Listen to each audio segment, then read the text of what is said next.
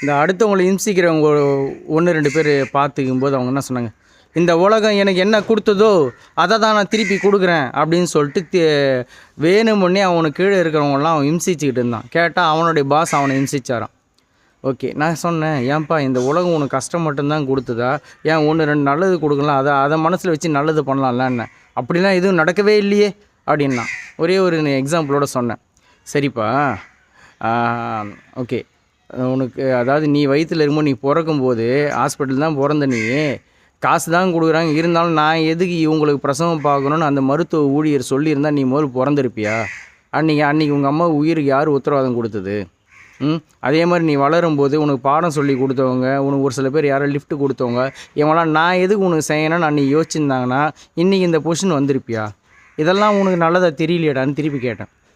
இதுதான் பிரச்சனையே, நல்லதை நம்ம சீக்கிரம் மறந்துடுவோம்.